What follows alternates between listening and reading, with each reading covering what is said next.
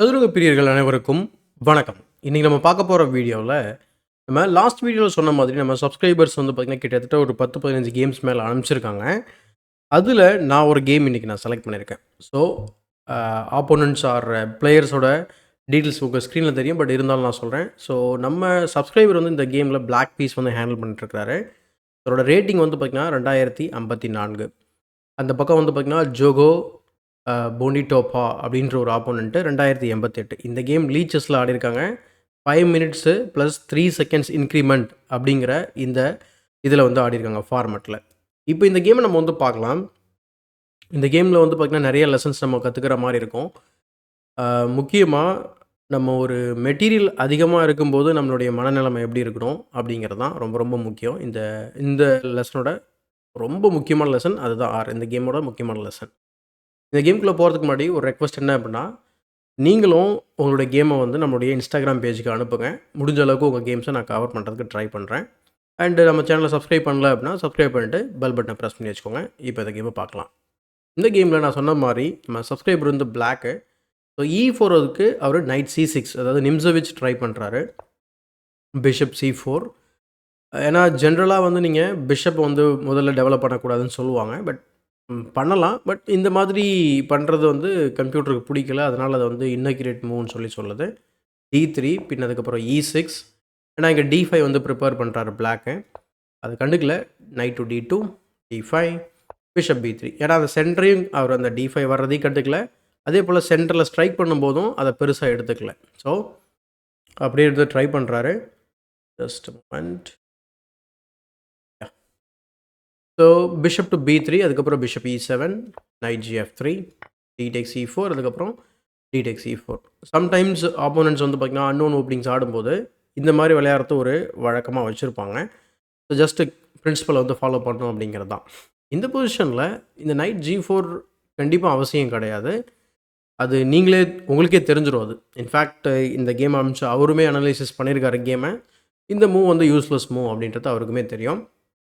Castles maybe அவர் என்ன நினச்சிருக்கலாம் அப்படின்னா, என்னோட கெஸ் ஒரு E5 அட்வான்ஸ் பண்ணக்கூடாது அப்படின்றதுக்காக கூட இருக்கலாம்.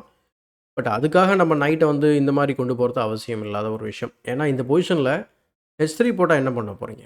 ஸோ நைட் E5 தான் நீங்கள் ட்ரா பண்ணுவீங்க. தேவையில்லாத ட்ரேட்ஸ் நடக்கும். ஸோ ஆக்சுவலாக கேமில் அதுதான் பண்ணுவார். ஸோ ட்ரேட் நடக்குது. ஸோ வாண்டடாக வந்து ட்ரேட் பண்ணுறாரு. ஸோ எப்போவுமே நீங்கள் ஒரு அட்டாக்கிங் பிளேயராக இருக்கும்போது நான் ஏற்கனவே சொல்லியிருந்தேன் என்னோட கேம் காமிக்கும்போது நீங்கள் அட்டாக்கிங் பிளேயராக இருந்தீங்க அப்படின்னா நிறைய பீஸ் போர்டில் வச்சுக்கிறதுக்கு முயற்சி பண்ணணும். ப்ளஸ் இந்த ட்ரேடு ஒயிட்டுக்கு தான் ஃபேவர். எப்படி ஃபேவர் அப்படின்னு நீங்கள் பார்த்தீங்கன்னா பானை F4ல் புஷ் பண்ணுறாரு. பானை F4 புஷ் பண்ண என்ன ஆகுது கவனிச்சிங்களா? நைட் வந்து கிக் பண்ணப்படுது. ப்ளஸ் கிங் சைடில் நிறைய ஸ்பேஸ் கெயின் பண்ணுறாரு. ஸோ C3, A5 அதாவது ஒயிட்டோட ப்ளே நீங்கள் கவனிச்சிங்கன்னு வச்சுக்கோங்களேன் பயங்கரமாக ஆடி இருப்பார். ஸோ பர்ஃபெக்டாக இருக்கும். ஒரே ஒரு பிளண்டர் அது எப்படின்னு சொல்லி நம்ம பார்ப்போம். So A4, bishop C5 check, king H1, அதுக்கப்புறம் பான் B6. ஸோ பிஷப் A6 போட தான் பான் B6 போட்டிருக்காருன்னு நான் நினச்சேன். E5 வந்து விளையாடுறாரு. ஸோ E5 வந்து கம்ப்யூட்டரோட பார்வையில் தப்பாக தெரியுது. ஏன்னா இந்த பொசிஷனில் வந்து பிஷப் A6 வரப்போகுது. அதுக்கு நீங்கள் தயாராகுங்க. அப்போ இந்த ஸ்கீவர் ஆப்ஷன் இருக்குது. இந்த ஆப்பர்ச்சுனிட்டியை நம்ம பயன்படுத்தி நம்ம ஏன் ரூக்கை லிஃப்ட் பண்ணி அட்டாக்கு தயாராகக்கூடாதுன்றது கம்ப்யூட்டரோட ஒரு சஜஷன். அப்படி இல்லையா ப்ரொஃப்ளாக்டிக்காக தடுன்னு சொல்லுது. அதர்வைஸ் நம்ம F4 அந்த மாதிரி மூவ் ட்ரை பண்ணலாமா? F5 மாதிரியான மூவ் ட்ரை பண்ணலாமா பார்த்தா அதுவும் பண்ண முடியாது. ஸோ E5 இந்த E5 வந்து ரொம்ப நேச்சுரலான மூவ். நைட்டை வந்து நம்ம இங்கே இந்த E4 ஸ்கொயரில் போட பார்க்குறோம். ப்ளஸ் பிஷப் E3 லேட்டராக வரப்போகுது. நீங்கள் ஸ்கீவர் பண்ணாலும் பிஷப் C4 இருக்குன்றது தான் இங்கே ஒயிட்டோட idea. King H8, king H8 பதிலாக ஒரு பிஷப் A6ம் போடலாம். பெரிய இஷ்யூ கிடையாது. பிஷப் C4 வரப்போகுது. பட் கம்ப்யூட்டருக்கு பிடிக்கல அது. நைட் E4 ரொம்ப நேச்சுரலான ப்ளே. நான் அந்த அந்த அந்த மூவ் நம்ம எதுக்கு பண்ணோமோ அதை ஃபாலோ பண்ணுறாரு ப்ராப்பராக. பின் அதுக்கப்புறம் bishop A6, bishop C4 trade நடக்குது. இங்கே குயின் ட்ரேட் பண்ணலாமா கேட்குறாரு. ஆனால் முடியாதுன்னு சொல்லிட்டு குயின் E2 ஆடுறாரு. இந்த பொசிஷனில் ரூக் ஏ பிஷப் E7ல் போடுறாரு. இது வந்து மிஸ்டேக்னு சொல்லி மார்க் பண்ணியிருக்கு லீச்சஸில். நீங்கள் பார்த்தீங்கன்னா தெரியும் லீச்சஸ் அனலைசிஸில். இந்த பொசிஷனில் வந்து இவருக்கு ஓப்பன் ஃபைல் கிடச்சிருக்கு. அதாவது பிளாக் வந்து ஓப்பன் ஃபைல் கிடச்சிருக்கு. அப்போ அந்த ஓப்பன் ஃபைலை நம்ம வச்சுக்கிறது நல்லது தானே. ஸோ அப்போ அவர் என்ன பண்ணியிருக்கணும் அப்படின்னா ஓப்பன் ஃபைலை நமக்கு கண்ட்ரோல் பண்ணணும் அப்படின்னா என்ன பண்ணணும் ரொம்ப நேச்சுரலான மூவ் யூஸ்லெஸ்ஸாக இருக்க ரூக்கை தூக்கி குயினோட போட்டு பேட்டரி ஃபார்ம் பண்ணுறது. ஸோ இது வந்து அவருடைய ஒரு ஸ்ட்ராட்டஜிக்கான ஒரு விஷயத்தை அவர் வந்து மிஸ் பண்ணியிருக்காரு அப்படின்னு சொல்லி ஆப்வியஸ்லி சொல்லலாம். அப்படியே இப்படி ஆடிருந்தா கூட bishop D2, rook D7, rook A D1 and then we can even form the Alekhine gun. So விஷயம் என்ன அப்படின்னா பிஷப் E7க்கு அப்புறம் அவருக்கு ரூக்கு D1 போடுறாரு. அப்போ என்ன ஆகுது, உங்களுக்கு கிடைச்ச ஃபைலை அவருக்கு கொடுத்துட்றீங்க அப்படின்றது தான் இங்கே இருக்கக்கூடிய பிரச்சனை. நைட் டு D4 அவர் என்ன முடிவு பண்ணிட்டார் அப்படின்னா, போச்சுரா என் குயின் ட்ராப் ஆயிடுச்சு, குயின் வந்து காப்பாற்றவே முடியாது அப்படின்னு ஒரு முடிவுக்கு வந்துடுறாரு. ஆக்சுவலாக குயின் வந்து ட்ராப் ஆகலை. ஏன் ட்ராப் ஆகலை அப்படின்னு பார்த்தீங்கன்னாக்கா, குயின் B3 இருக்குது. ஸோ குயின் B3 விளையாடலாம். பட் அவருக்கு வந்து என்ன நினச்சார் அப்படின்னா, இல்லைங்க குயின் மாட்டிச்சு, ஒன்றும் பண்ண முடியாதுன்னு முடிவு பண்ணிட்டார். ஏன்னா குயின் B3 கன்சிடர் பண்ணாரான்னு தெரியல. Queen B3 rook A3 work ஆகாது, ஏன்னா பிஷப் இங்கே இருக்குது. ஸோ அதுவும் வராது. ஸோ என்ன பேசிஸில் வந்து ரிசைன் பண்ணார், சாரி ரிசைன் பண்ணல, நைட்டை வந்து பிளாக் பண்ணாருன்றது இட்ஸ் நாட் வெரி கிளியர்னு சொல்லலாம். சப்போஸ் இதுக்கு ரூக்கை வந்து இங்கே வச்சோம் அப்படின்னு சொன்னாக்கா தென் ரூக் FD8. இதோட ஐடியா என்ன அப்படின்னா, ஜஸ்ட் ரூக்கை சேலஞ்ச் பண்ணுறது தான். ஸோ ரூக்கை உள்ளே வரதுனால பெரிய இஷ்யூ கிடையாது. Knight is defending the bishop. அதனால் knight D4 is a big blunder இந்த game. So rook into D4 அடிக்கிறாரு, ஃப்ரீயாக ஒரு பீஸ் கிடைக்குது. ஒயிட் கிட்ட இருக்க ஒரே பிரச்சனை அந்த பிஷப் மட்டும்தான், அதையும் டெவலப் பண்ணிட்டாரு. இப்போது அடுத்த மூலை டபுள் பண்ண போகிறாரு. ஸோ C5ல போட்டு ரூக் அட்டாக் பண்ணி ரூக்கை மூவ் பண்ணுறதுக்கு முன்னாடி அவர் என்ன செய்கிறார் அப்படின்னா, நைட்டை உள்ளே விட்டுறாரு. ஸோ நைட்டை உள்ளே போட்டு குயின் அட்டாக் பண்ணி கவுண்டர் அட்டாக் பண்ணுறாரு. குயின் C6, பின் அதுக்கப்புறம் ரூக் D2, அதுக்கப்புறம் பான் F6, ரூக்கை டபுள் பண்ணுறாரு.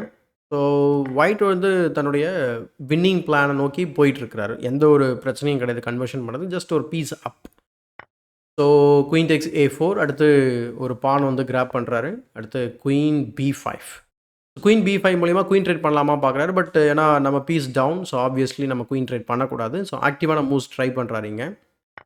Queen into B6, rook B8, just குயினை வந்து அட்டாக் பண்ணுறாரு. அதுக்கப்புறம் குயின் டேக்ஸ் A5. பார்த்தீங்கன்னா அந்த பான்ஸ் ஒவ்வொன்றா ட்ராப் ஆக ஆரம்பிக்கிறது. அடுத்து ரூக் டேக்ஸ் B2. இங்கே ஒரு சின்ன ட்ரிக் பண்ணுறாரு. இன்ஃபேக்ட் இந்த சாக்ரிஃபைஸ் அக்செப்ட் பண்ணுறது தான் பெட்டர் மூவ் ஒயிட்டுக்கு ஆக்சுவலாக. ஏன் அப்படின்னு சொன்னால், நீங்கள் குயின் இன்ட்டு D1 பிஷப் வச்சு பிளாக் பண்ணிக்கோங்க. நீங்கள் எஸ்கேப் ஸ்கோரல் இதோ ஒரு மூவ் பண்ணதுக்கப்புறம் குயின் இன்ட்டு C5, அதை நீங்கள் தடுக்கவும் முடியாது. White is completely winning. ஆனால் அவர் என்ன செய்கிறாரு, H3 போடுறாரு. H3 போட்டு அவர் வந்து பேக் ரேங்க் வீக்னஸ் இருக்குன்னு அவருக்கு ஒரு அசம்ஷன் கிரியேட் பண்ணிட்டார். நம்மளால் எப்படி குயின் வந்து மாட்டிக்கிச்சுன்னு நினச்சாரோ, அதுபோல் அவர் நம்ம பேக் ரேங்க் இருக்கு மாட்டணும் அப்படின்னு நினச்சிட்டு அவர் என்ன பண்ணுறாரு, ஒரு எஸ்கேப் ஸ்கோர் கிரியேட் பண்ணி குயினை டிஃப்ளெக்டும் பண்ணுறாரு அட் த சேம் டைம். ரொம்ப நேச்சுரலாக நம்ம ரூக் டேக்ஸ் D2, அதுக்கப்புறம் H இன்ட்டு G4. இங்கே அந்த இம்பேலன்ஸ் வந்து கிரியேட் ஆகிறத உங்களால் பார்க்க முடியும். ஸோ ஒரு குயினுக்கு 2 ரூக் அப்படிங்கிற concept. But still white is winning. Rook tax D1 check, king H2 and then rook E1 threatening the bishop. Queen take C5 ஆடி அந்த பிஷப்புக்கு பாதுகாப்பு கொடுக்குறாரு. இந்த மூவ் முன்னாடியே அவர் வந்து பண்ணியிருந்திருக்கலாம். H6 போடுறாரு. பின் அதுக்கப்புறம் பிஷப் D4. ஸோ பிஷப் வந்து பார்த்திங்கன்னா ஒரு ஆங்கரிங் பொசிஷன் இது. ஒன்றுமே பண்ண முடியாது இனிமேல் அந்த பான்ஸ் அண்ட் பிஷப் எல்லாமே. Rook F1. நம்ம வந்து 2 ரூக் வச்சு என்ன பண்ணுறோம், ஏதாவது ஆக்டிவாக ஆடணும்னு சொல்லிட்டு அவர் அட்டாக் தயாராகிறார். பிஷப்புமே வந்து பார்த்திங்கன்னா ஒரு சில ஸ்கொயர்ஸ் கண்ட்ரோல் பண்ணிகிட்ருக்கு. ஸோ குயின் C8 செக்கு போடுறாரு ஒயிட்டு. அதுக்கு கிங் H7. இந்த பொசிஷனில் ரூக்கோட ஆக்டிவிட்டி இருக்கிறதுனால உங்களுக்கு இருக்கிறது 2 ஆப்ஷன் தான் இருக்குது. இந்த கேமை நீங்கள் வின் பண்ணோம் அப்படின்னா அந்த 2 மூவ் மட்டும் தான் இருக்குது. அதை தவிர்த்து நீங்கள் வேறு எந்த மூவ் பண்ணாலும் தோல்வி அடைய போகிறாங்க ஒயிட்டு. அந்த 2 மூவில் ஒரு மூவ் என்ன அப்படின்னு நம்ம பார்க்கும்போது பான் டு G5, அப்படி இல்லைனா நைட் டு E4. இந்த 2 மூவ் தான் வந்து உங்களுக்கு ரொம்ப ஹெல்ப் பண்ணக்கூடிய ஒரு move.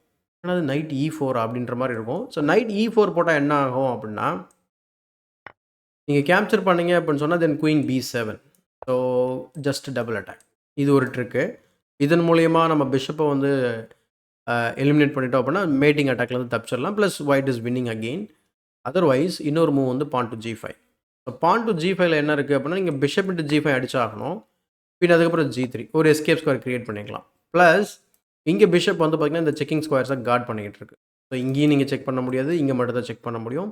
And then the king will be able to escape. So இந்த 2 மூவ் தான் வந்து ஒயிட்டுக்கு இருக்குது. அவர் என்ன பண்ணிடுறாரு அப்படின்னா பான் கிராபர்.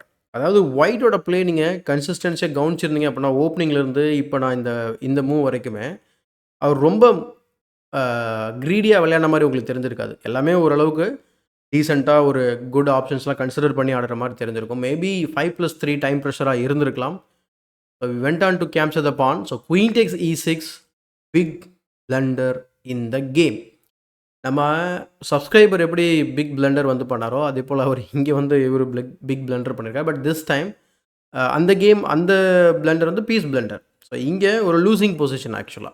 ஸோ லூசிங் பொசிஷன்னா you have mate in 4. So நீங்க சால்வ் பண்ணா நம்ம சப்ஸ்கிரைபர் வந்து பார்த்தீங்கன்னாக்கா, விஜய் நாகை போர்ட்ல சால்வ் பண்ணிட்டாரு. So rook H1 check, king G3, bishop H4 check, king F3, rook F1 check, bishop F2 only move, and then rook takes the bishop, checkmate. So 5+3 இருந்தாலும் game ஓரளவுக்கு சென்சிபிளாக இருந்திருக்கும் நான் நினைக்கிறேன். ப்ளஸ் நான் ஏற்கனவே ஓப்பனிங்கில் சொன்ன மாதிரி உங்களுக்கு கற்றுக்கிறதுக்கு நிறைய விஷயங்கள் இருந்திருக்கும்னு நான் நம்புகிறேன். இந்த கேமில் ஒயிட் எப்படி வந்து கேமை வந்து அழகாக வந்து ஸ்டார்ட் பண்ணார் ஓப்பனிங் மிடில் கேம் சொல்லிட்டு. ஐ திங்க் அந்த ஒயிட் பிளேயர் இருக்க பிரச்சனை தான் எனக்கும் இருக்குன்னு நினைக்கிறேன். ஓப்பனிங் மிடில் கேம் எல்லாம் ஓரளவுக்கு நல்லா விளையாடிட்டு எண்ட் கேமில் போய் விட்ருவோம். அந்த பிரச்சனை எனக்குமே இருக்குது. ஸோ அப்போ இன்னும் கொஞ்சம் பொறுமையாக இருக்கணும் அப்படிங்கிறது தான் இந்த லெசன். ஸோ அதே போல் பான் கிராபர் அப்படி நீங்கள் வந்து நம்ம வந்து ஒரு பான் கிடைச்சா போதுங்க, எப்படினாலும் பானை வச்சு நம்ம குயின் பண்ணிடலாம் அப்படின்ற ஒரு தாட்டில் இலவசமாக கிடைக்கிற பானை தயவு செஞ்சு வெட்டாதீங்க. அசஸ் பண்ணுங்கள். ஸோ பொசிஷன் அசஸ் பண்ணுங்கள். ஆப்போனண்ட்டோட த்ரெட்ஸ் என்ன இருக்குன்றதை முதல்ல கவனிங்க. அதுக்கப்புறம் நம்மளுடைய பிளானை பற்றி நம்ம யோசனை பண்ணலாம். ஸோ ஐ திங்க் சப்ஸ்கிரைபரோட சீரீஸ் நம்ம கன்டினியூ பண்ணுறதுனால இந்த மாதிரி ஏதாவது இன்ட்ரெஸ்டிங்கான கேம்ஸ் அண்ட் இதில் ஒரு 2-3 லெசன் நமக்கு கிடச்சிது. இந்த மாதிரி ஒரு கேம் இருந்தால் கண்டிப்பாக ஹெல்ப்ஃபுல்லாக இருக்கும். நான் சில கேம்ஸ்லாம் எடுத்து பார்த்தேன். ஆல்ரெடி உங்கள் எல்லா கேம்ஸ் நான் ஆல்மோஸ்ட் செக் பண்ணிட்டேன். சில கேம்ஸ் ரொம்ப மோசமாக ஆப்போனன்ட் பிளண்டர் பண்ணியிருக்கிறாங்க. எதுவுமே அதில் எக்ஸ்பிளைன் பண்ணுறதுக்கு இல்லாத மாதிரி இருக்கும். ஸோ ஆப்வியஸான பொசிஷனில் மேட் இன் 1 பிளண்டர் இருக்குது, இல்லை மேட் இன் 2 பிளண்டர் இருக்குது. Of course blunder is a blunder or winning is a winning. But இருந்தாலும் இன்னும் கொஞ்சம் பெட்டர் கேமாக இருந்தால் நல்லாயிருக்கும்னு நான் நினைக்கிறேன். ஸோ எல்லாருமே அனுப்புங்க, ஒன்றும் பிரச்சனை இல்லை. பட் நான் சொல்ல வேண்டியது என்னோடய விஷயம். ஸோ பெட்டர் கேம் இருந்தால் இன்னும் எக்ஸ்பிளைன் பண்ணுறதுக்கு பெட்டராக இருக்கும், பார்க்குறவங்களுக்கும் கொஞ்சம் யூஸ்ஃபுல்லாக இருக்கும்ன்றது தான் என்னுடைய சஜஷன். ஸோ அதனால் கேம்ஸ் கொஞ்சம் செலக்டடாக அனுப்புங்க, ரேண்டமாக அனுப்பாதீங்க தயவு செஞ்சுட்டு. சப்போஸ் சொல்லிக்கிற அளவுக்கு கேம் இல்லை அப்படின்னா ஒன்றும் பிரச்சனை இல்லை, கீப் பிளேயிங். அப்போது உங்களுக்கு ஒரு நல்ல கேம் கிடைக்கும்போது எனக்கு அனுப்புங்க, ஓகேங்களா? ஸோ இந்த குயிக் அனாலிசிஸ் உங்களுக்கு பிடிச்சிருக்குன்னு நினைக்கிறேன். அண்ட் இந்த வீடியோவில் ஷேர் பண்ண எல்லா விஷயங்களும் உங்களுக்கு பயனுள்ளதாக இருந்திருக்கும்னு நான் நினைக்கிறேன். அப்படி இருந்தாக்கா இந்த வீடியோக்கு ஒரு லைக் போடுங்க. மறக்காமல் தமிழ் செஸ் சேனலை சப்ஸ்கிரைப் பண்ணிவிட்டு மற்றவங்களுக்கு ஷேர் பண்ணுங்கள். இதேபோல் ஒரு பயனுள்ள வீடியோவுடன் உங்களை சந்திக்கும் வரை உங்களுடன் விடைபெறுவது உங்கள் சதுரங்க சாணக்கியன்.